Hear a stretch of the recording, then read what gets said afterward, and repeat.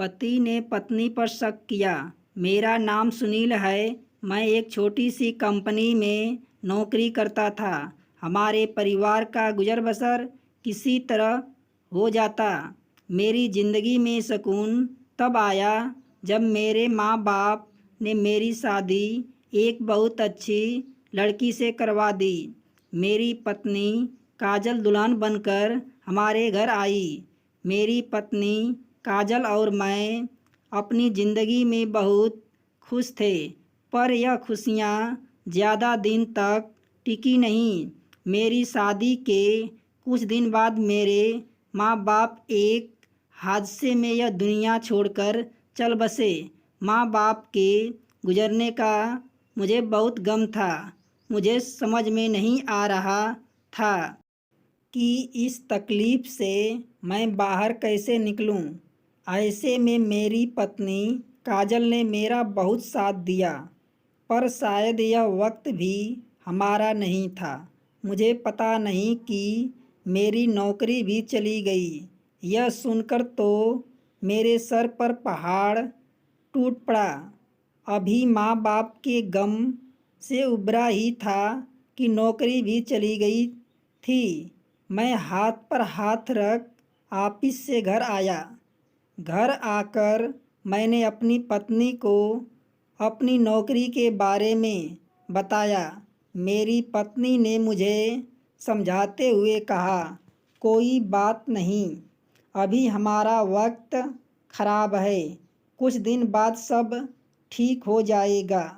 हमारे दिन कुछ इस तरह गुजर रहे थे। एक दिन की बात है, मैं और मेरी पत्नी रात को सोए थे। तभी अचानक मेरी पत्नी ने कहा, सुनील जी, गर्मी ज़्यादा है, क्यों न हम छत पर सोएं। कमरे में सोने से हमें एसी चलाना पड़ेगा और हमारी परिस्थिति अभी ऐसी चलाने का नहीं है। हम बिजली का इतना बिल कैसे भरेंगे। मुझे मेरी पत्नी की बात सही लगी और हम दोनों तुरंत छत पर सोने आ गए। बाकी छत पर बहुत ठंडी हवा थी। मुझे बहुत अच्छी नींद भी आ गई, पर जब मेरी आँख खुली तो मैंने देखा मेरी पत्नी मेरे साथ छत पर नहीं थी। यह सब देखकर मैं तुरंत नीचे आया तो देखा मेरी पत्नी कमरे में सोई हुई थी। मैंने उसे पूछा, तुम नीचे क्यों आ गई? तो कहने लगी, रात गुजरने के बाद छत पर मच्छर काट रहे थे, इसलिए मैं नीचे आ गई हूँ। मैंने उससे कहा, मैं भी तो छत पर सोया था, पर मुझे तो मच्छर नहीं काटे। फिर भी मैंने उसकी बात पर ध्यान तर्क वितर्क नहीं किया। मुझे लगा शायद वो सही बोल रही होगी, पर यह सिलसिला अब हर रोज़ का हो गया। जब भी सुबह मेरी आंखें खुलती तो मेरी पत्नी मुझे मेरे पास नहीं मिलती और मैं नीचे कमरे में जाकर देखा तो वो सोई रहती। पता नहीं क्यों ये सब होता। देख मुझे अपनी पत्नी पर शक होने लगा था कि शायद वो मुझे कुछ छिपा रही है, पर मैं कर भी क्या सकता था। मेरे पास उसके झूठ का कोई सबूत भी नहीं था। यह वाक़या जब हर रोज़ का हो गया तो मैंने एक कैमरा ख़रीदा और अपनी पत्नी के गैर मौजूदगी में वो कैमरा अपने कमरे में लगवा दिया कि आखिर मेरी पत्नी रात को कमरे में आकर करती क्या है। अब मुझे रात का इंतज़ार था। रात हुई तो फिर से हम पति पत्नी छत पर सोने आ गए, पर जब सुबह मेरी आंखें खुली तो फिर से मेरी पत्नी गायब थी। मैं जल्दी से नीचे आया और कैमरा की रिकॉर्डिंग देखने लगा। जैसे जैसे मैं रिकॉर्डिंग देख रहा था, मेरे चेहरे की रंगत उड़ती जा रही थी।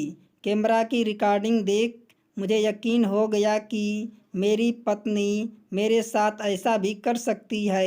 सुबह मेरी पत्नी कमरे में आती थी, पर आते ही वह नए कपड़े चेंज कर पुराने कपड़े पहनती, तब सोती।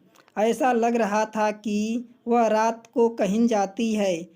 मैं अभी कैमरा की रिकॉर्डिंग देख ही रहा था, तभी मेरी पत्नी के आने की आहट हुई। मैंने जल्दी से वीडियो बंद कर दी, पर मेरा ध्यान बार बार उसी वीडियो पर जा रहा था।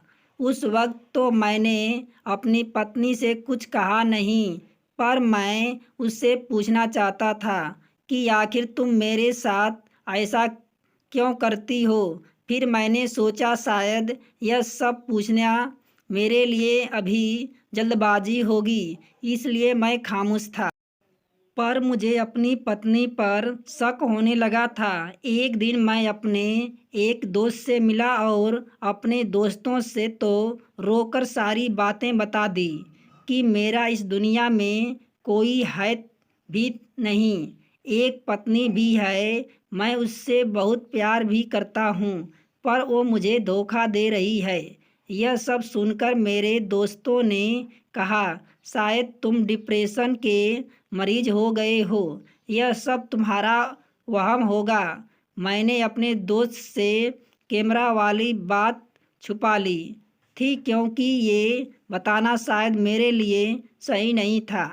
एक दिन मैं अपने पत्नी से कहा कि मुझे इंटरव्यू के लिए कहीं बाहर जाना है, मैं अगले दिन सुबह को घर आऊँगा। मेरी ये कहते ही मेरी पत्नी के चेहरे पर एक सुकून आ गया। उसे देखकर मेरा दिल जला जा रहा था कि वह किस कदर मुझे धोखा दे रही है, पर चाहकर भी मैं उससे कुछ कह नहीं सकता, क्योंकि मैं उसे रंगों हाथ पकड़ना चाहता था। मुझे उससे दिन इंटरव्यू के लिए नहीं जाना था। मैंने उससे झूठ बोला था। मैं शाम को घर से बाहर निकला और इधर उधर भटकता रहा। रात के करीब 12 बजे मैं अपने घर के वापस आया तो देखा मेरी पत्नी तैयार होकर कहीं जा रहे थे।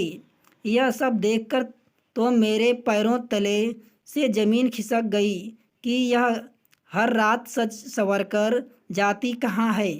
मैं अपने रिश्ते को खोना नहीं चाहता था, क्योंकि मेरी पत्नी काजल के अलावा मेरा इस दुनिया में था ही कौन। इसलिए मैं बात करके सारी सच्चाई जानना चाहता था कि आखिर मेरे प्यार में ऐसी क्या कमी रह गई कि वह मेरे साथ ऐसा कर रही हो। अभी मैं यही सोच रहा था, तभी काजल घर से बहुत दूर चली गई और मैं उससे पूछ भी नहीं पाया। अब मैं अगली सुबह का इंतज़ार करने लगा। पूरी रात मुझे नींद नहीं आई, पर सुबह सुबह मेरी आंखें कब लग गई मुझे पता नहीं चला, और जब आंख खुली तो सुबह के 9 बज चुके थे। मैंने देखा मेरी पत्नी काजल मेरे सामने नाश्ता लेकर खड़े थे और मुझे जगा रही थी। उसे देखते ही मैंने उससे पूछा कि तुम आधी रात को कहाँ गई थी। मेरे यह सवाल करते ही उसके चेहरे की रंगत उड़ गई। उसने मुझसे कहा, आपको कैसे पता मैं कहाँ? मुझे जवाब चाहिए कि आधी रात को तुम कहाँ जाती हो। उसने इस बात का कोई जवाब नहीं दिया और रोते हुए वहाँ से चली गई। उसकी खामोशी मेरा सुख चैन सब छीन रही थी। मैं इसी सोच में था कि आखिर इससे मैं कैसे पूछूं।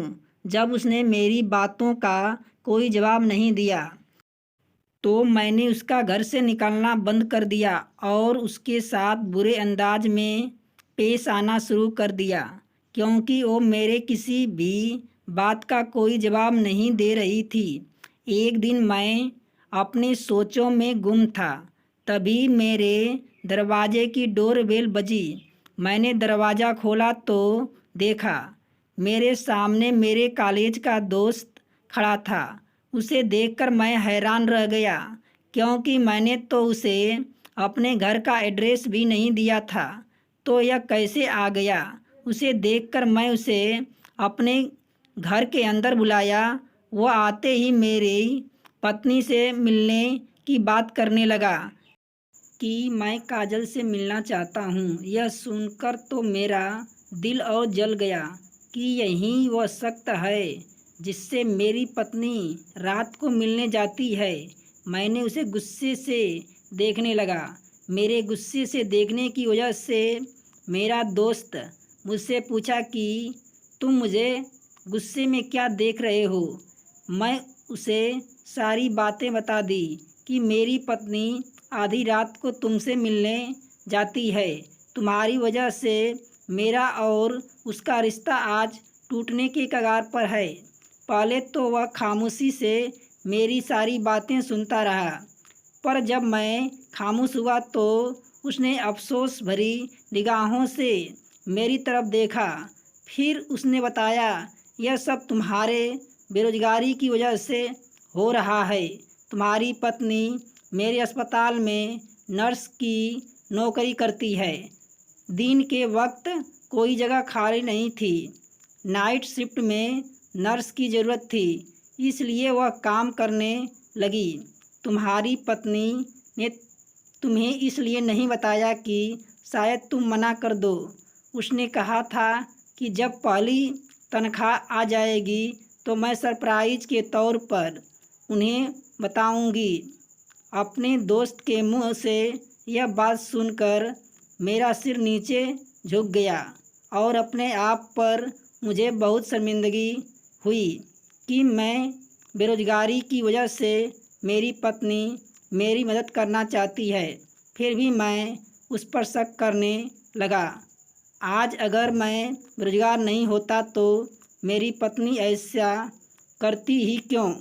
वो एक औरत है और उसे पता था कि मैं नाइट शिफ्ट के लिए मैं मना कर देता, पर वो मेरे लिए इतना सब कुछ कर रही है, फिर भी मैं उस पर शक कर रहा था।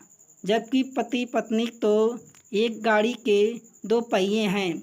अगर एक पहिया खराब हो जाए तो दूसरा उसका सहारा बनता है। मुझे अपनी पत्नी के साथ किया हुआ सख्त रवैया याद आने लगा तो मेरे आँखों से आंसू निकल आए। अब सोचकर मैं तुरंत कमरे में गया और पत्नी से माफ़ी मांगी तो उसने खुले दिल से मुझे माफ़ कर दिया, क्योंकि उसका दिल बहुत बड़ा था। दोस्तों, यदि कहानी अच्छी लगे तो लाइक शेयर सब्सक्राइब अवश्य करना।